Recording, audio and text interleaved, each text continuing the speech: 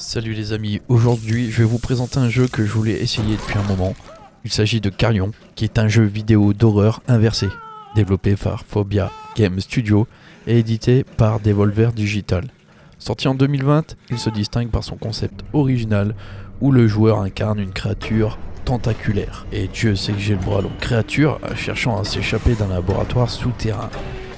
La principale caractéristique de ce gameplay, c'est qu'on incarne le monstre. Contrairement aux jeux d'horreur traditionnels, Carrion place le joueur dans la peau de la créature, offrant une perspective unique sur le genre. Les déplacements sont fluides, la créature se déplace avec agilité grâce à ses tentacules, permettant une exploration dynamique des environnements en 2D. Au fil du jeu, la créature acquiert de nouvelles capacités, renforçant sa puissance et sa capacité à semer la terreur parmi les humains. L'évolution se constate donc avec différentes formes de la créature. Vous l'aurez remarqué, Carrion dispose d'une ambiance rétro. Le jeu adopte un style pixel art, renforçant son charme et son atmosphère oppressante. J'ai trouvé qu'il y avait un petit défaut dans cette phase où on prend contrôle de l'humain. C'est surtout quand il monte à l'échelle, on a l'impression qu'il est bugué tout en haut. Alors que physiquement, il ne devrait plus avoir les mains sur le barreau.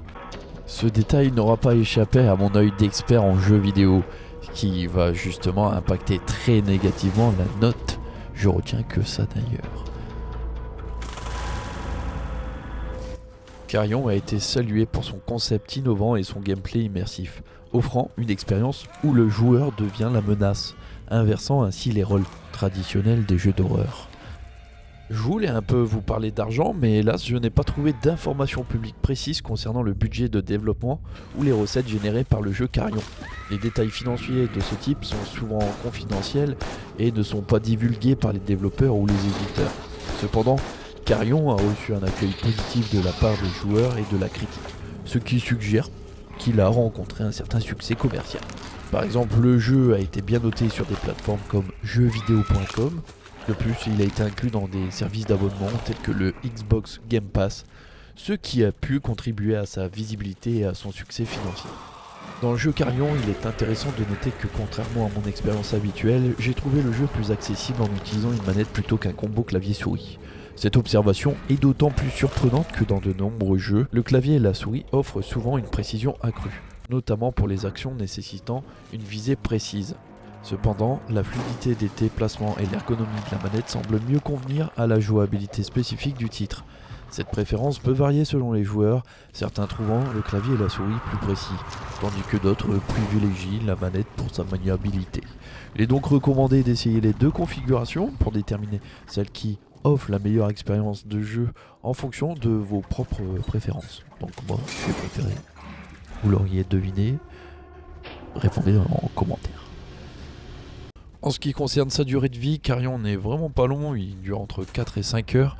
Ça dépend après, alors en fonction de votre progression, comment vous vous baladez, comment vous repérez sur la map. Ça peut prendre plus de temps si vous vous perdez, ou si vous cherchez les humains, ou si vous cherchez à titiller les humains comme des putains d'abeilles. Que là, ils vont vous cramer et vont vous mettre le feu au cul. Commence à dire trop de conneries, donc c'est la fin de cette vidéo. J'espère qu'elle vous a plu et que vous avez apprécié découvrir Carrion avec moi. Si vous voulez prolonger l'expérience, n'hésitez pas à venir me rejoindre en direct sur mes lives YouTube. Là, vous verrez que je joue vraiment au jeu, que je fais des conneries, comme un être humain. Pas un monstre amorphe qui dévore tout ce qui bouge. Bref, on pourra échanger en temps réel, partager nos impressions et surtout, passer un bon moment, sauf si je perds. Pensez à liker, commenter et vous abonner pour ne rien manquer. A très bientôt en live ou sur la chaîne. Bisous bisous.